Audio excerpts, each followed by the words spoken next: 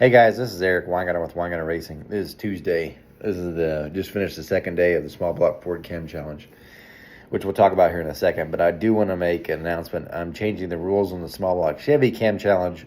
Nothing as major as what you think. So what I'm doing is, I'll back up a little bit.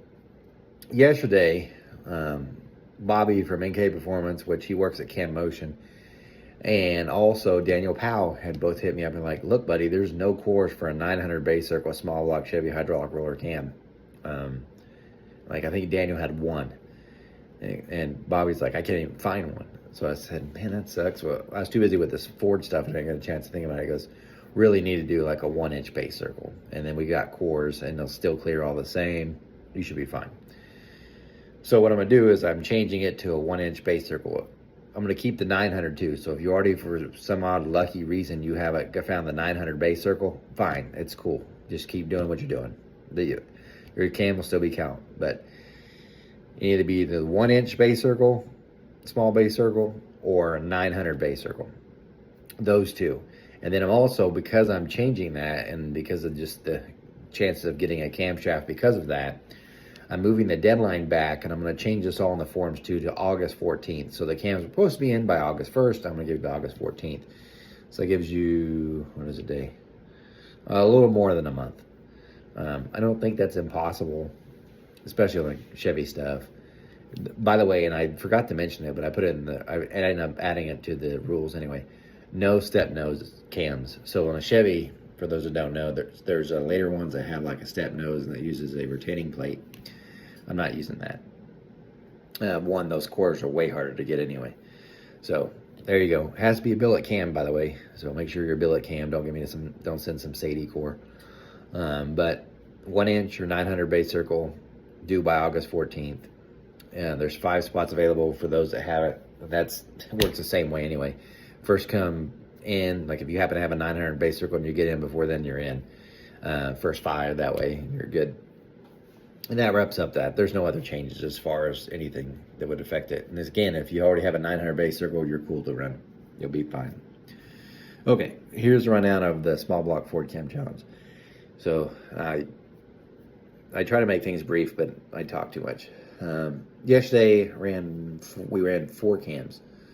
So, and the way it was supposed to go was from the smallest intake duration to the largest intake duration. So the last cam should be the biggest one. However, by chance, the biggest cam was actually the first one that ran. And then it started with the smallest one. So that was yesterday. Everything went fine yesterday. There really wasn't any problems necessarily. None that I could think of. Today, it just nothing but problems, it felt like. So 4 ran yesterday. They were John Vitone. And if I get something wrong, I'm sorry. But yesterday was John Vitone, Tim Hillard, Chris Almond, and who else? Forgot who we ended with.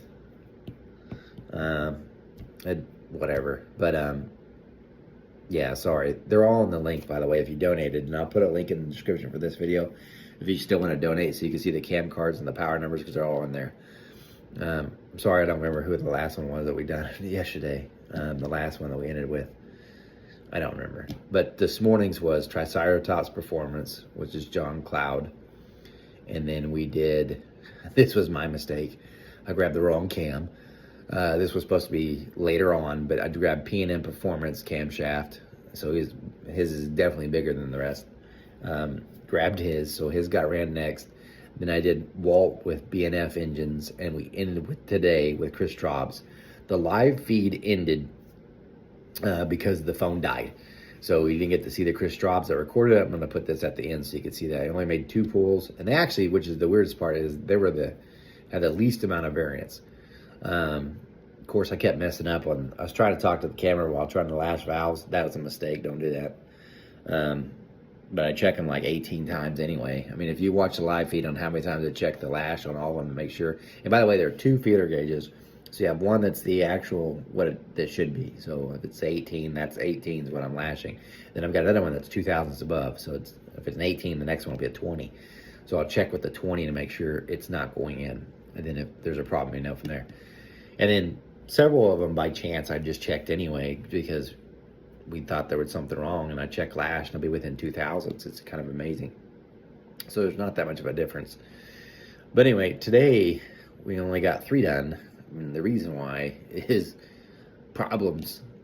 So it started out with the start of the day was Triceratops Performance, and that camshaft was done by Mike Jones. And some background, Mike Jones runs Speed Talk. I don't have anything against him, but anyway, I kind of had a back and forth on Speed Talk and got banned, I think. I don't know, I haven't been on it because I told him I wouldn't be back on anyway. So it worked out perfect for both of us. But I could totally see him thinking, you did my cam wrong because it was my cam and you didn't.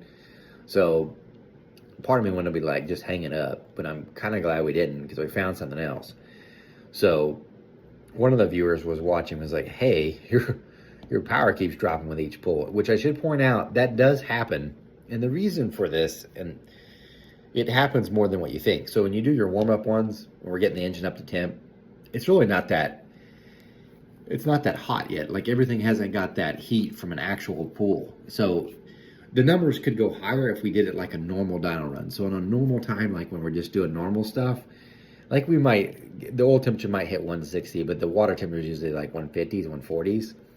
This is 160 water temps and above, so it can't go to 170. So it'll go between 160 and 170. And then the oil temperature we try to keep between, like I said, the 160 range. Sometimes it might be 10 degrees less, like in the 150, 155 range or so. That's not, usually I don't do it like that because we want it as close as possible so there's no one complaining about you didn't get your temperatures correct. But the problem with that is, and the reason why the water temperature is so hot is because, one, it's July and August, and the water tank sits outside, and the more cams you run, the more that water that's cooling and stuff, it just makes things tougher, okay? So, and it actually uses city water to cool that tower, but still, regardless, it just takes, it's tougher. So, city water is hotter in the summer as well. So, just to make things easier to get there, because we said we're going to do everything at 145, we have to drain water like 3 times to get it there. It'd take forever. So, anyway, 160. So it's not uncommon to see the power drop from the second pull because now that everything's got a nice heat soak in it, it usually drops a little. It's going to happen.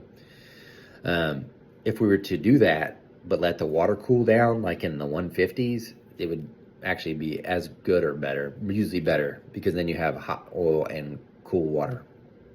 Regardless, we start the day and the pull making like 652, then the next pull was like 640, and the next pull is 630, and the next pull is 616. You're like, wow. So it is dropping off, but I was like, no, ain't nothing. I did pull the valve covers. I went to Mike Jones. There's no one thinking I didn't check stuff. And I don't see any metal up there on the top because we're using AMSOIL, so it's red. And I don't see any. And I'd pulled the plugs the night before on the passenger side because they had a little smoke that was coming out the one side. And in case you're wondering why, this is an easy one to answer. The water pump is right there, but the oil pan overhangs the timing cover. So the water tries to drip right into the oil pan after you pull the pump. That's why you see Dunsworth, Gary will jiggle the motor, is to get more of that water out of that so it doesn't drip down into the pan. So what ends up happening as you make the pull, that's why at idle it's not doing it, but as you make a pull, that oil gets really hot and it's hitting all the hot stuff, it turns right into steam and you'll see it shoot out there. So if there's any water in the oil, it steams out. It's not like it's milking it up, nothing like that. But if there's any water, it will do steam. So that's what we saw. So anyway, just to make sure it wasn't like a water leak in the head, I pulled all the plugs on the passenger side, and I'll put a picture in here. And it looked like you'd expect, so nothing to worry about. And then this morning, because I was paranoid about it, I pulled all the spark plugs on the driver's side. They looked exactly the same. So everything looked good there. We have this, Coons has this removable filter so you can check the media. So he pulled that off, and it did have some copper pieces, and not what you're thinking.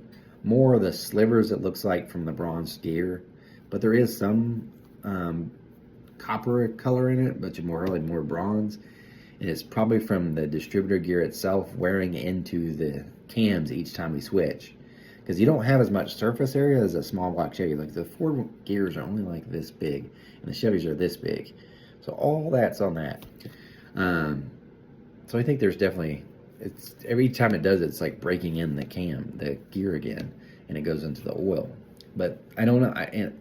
Remember, every time we change a cam, I'm pulling off the valve covers. I don't ever see any copper in the top. And then when I pull off the intake manifold, I don't see any. Sometimes I might see like one, it looks like as big as a hair sliver of brass, and I know it's from the gear.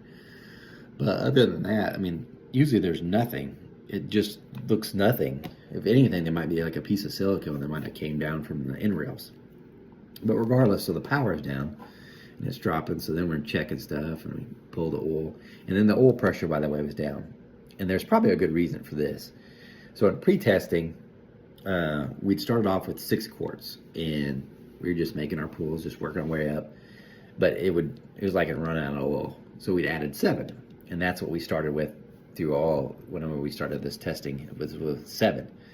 But after 4 cams, and I'm telling you now, the engine does not seal up as far as leaks between cam changes, because the end rails are never sealed. That's why I could pull off the intake manifold without ever using a pry bar. And also, I'm not adding a lot, because the last thing I want to have happen is a silicone attached to the gasket, and I pull the intake and it rips the gasket on the intake, because then I have to put a new intake gasket down, and that takes more time. So it is definitely leaking oil down. So it probably lost, I don't know, probably lost a quart anyway, or half a quart anyway, I should say that. So that did not help the oil for sure. And I know for one time, I didn't even put the whole rear leaked, because I only put like a thin bead, and it never even smushed down on the back, so it was blowing oil out the back. So yeah, so this morning, the pressure looked bad, so we're getting all paranoid. The engine power is down, is not looking good. So put a regular Wix oil filter on, and then changed oil. And this time I put an extra half quart in, because the Wix filter is bigger anyway. Make a pull, and it's like 616, so it's, well, I can't remember, it might have been 620 or something, but it didn't matter. I was like, man, the power's still dropping down, but then the pressures was back where it should be, with a normal. And then Gary, because he's running the dyno, he's like, I don't think I'm getting lined up with throttle. And so what he did is he adjusted some stuff, and sure enough, he adjusted that, get everything working like it should. And the next pull was 686 horsepower. So it went from 650 was the best it had before, and went 640, 630, 620, 616, 686. And then the torque jumped back up. And then he's like, do you think we should do a backup? By the way, we're looking at the oil pressure, make sure nothing went on with that. And it's trending like it should. And the scale makes it look horrible, because you see this gigantic whip. And the whole scale's only 2 pounds, or 6 pounds. So that dip that you're seeing there is only like 2 pounds. So getting worried over nothing. And again, I'm not seeing anything up top. If I was seeing glitter and stuff up top, I'm like, that ain't good. But anyway, so I said, yeah, let's just do a backup. But I even put the live feed out there, so someone see the wide open, definitely wide open, and do another pull, and it repeats. So like if it's repeating, it's not dropping, it's repeating. I think it was up 1 or 2 foot-pounds of torque, and then down 2 horsepower, hot oil, cold water thing. So at that point, like, we just wasted a whole lot of time for wide open throttle. And before you think, well, what about Mondays? But that way, no. Because I know one of the first things we checked, because when you first fire up the dyno, it's got all this stuff you get, every time we put an engine on there, he has to check all the throttle and do all this thing with the throttle linkage anyway. So we checked it yesterday. Somehow overnight, and trust me, tomorrow morning we're going to recheck that again. It just lost it, like it bled down or something, so it wasn't opening all the way. And he thought he was all the way, because he thought he could feel it, but it was just at the end of its stroke on the inside part. So no big deal. But that was we started at 8, had the cam changed by 10:30, and dicked with it all the way till 11:30 on the first cam of the day. So that sucked. And then went 8, came back, changed the cam. That cam swap wasn't so bad. That was actually pretty quick. And then the next one, problems, just me. Well, I shouldn't say that on the second one. Sure enough, these ARP bolts, they're not long enough on the intake manifold ones. And it only engages 2 of them. And I'm not like hammering it. It looks like I am with an air hammer, but I'm just doing it till it clicks, and I'm not hammering it. But I'm tightening them down by hand, and this one I'm tightening the bolt by hand, and it pulls the thread, and it's pulling 2. I'm like, crap. So I get longer bolts and put those in there. And before you say studs, it'll make the intake harder to pull off, because I have to pull it forward so it dumps the water on the outside of the engine instead of inside the engine. Anyway, so yeah, that went wrong. And then the very next time I changed it, which is the last cam change, sure enough, and I'm tightening it by hand, I mean, with the wrench, and I hadn't even put anything on it. Nope, pulled threads. Ah. So 2 more have done that now. The lucky part is now we got longer bolts, so they go engage further. My fear is that they'll end up twisting out. Probably if I wasn't on changing them so often and as fast as it is, it would never be a problem. The other thing is, I was doing live feed, and I was yakking too much, and I kept messing up the lash, so that took forever, and that was on me. Other than that, nothing else really, nothing else really went wrong. And then the phone died when I was doing a live feed, so Chris Drops will be in the end of this one. His did, I think his was like 687 or something too. We did 2, and you could almost overlay them. They were almost identical, which is a better way to end, by the way. And speaking of which, the steaming got out of the oil because, of course, Gary's done a better job of not making the water go in the oil, but also it steamed itself out anyway. And no, the oil never looks milky. It just looks red. Tomorrow, hopefully we can get 4 done. Really only takes an hour and 10 minutes to get it done, but it takes probably 30 or so minutes to get the engine up to temperature and start making pulls. So it takes longer that way, I'd say. Anyway, that's it. So I'm gonna do my best. My horrible fear this morning, I was like, crap, man, what am I gonna do? The engine's hurt. I have to call these guys and give them back their money. Then tell Koontz, I don't know how it happened, but your shore block's not good. So, no doubt though that there's probably some metal that's been ran through it from all the gears and stuff. And I guarantee so. But there's never anything on the magnet. That's the other thing. So there's 2 magnets, 1 on each of the sumps. There's nothing on those. But I'd only get cast iron or metal.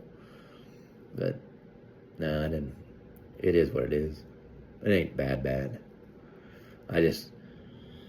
Yeah. I also don't know if I don't know. If it wasn't for the gear thing, probably had perfect oil. So, and that's the other thing too. I ordered the wrong intake gasket, so I had to order new ones today. Because I tore one this morning and had to change it. No big deal, it just adds time. Fairly certain one of them's about to give up anyway that I didn't change. So I might have to do that tomorrow morning, and that adds time. It doesn't sound like too big a deal, but the intake gasket's a 1262 R4. I have to cut the gasket because the port opening of the head's bigger than the gasket. So I made a template, but it just takes time. And that's about it. So anyway, enjoy Chris Stops footage. I'll show you the picture of the spark plug. Engine seems fine. By the way, the air fuel ratios on those sheets that you're looking at, those are wrong. Those are calculated. Because I'm watching the O2 one, except for one. It took forever to wouldn't turn on or whatever. But all the rest were the same. It's like 12.2 to 12.3. Little rich, yeah.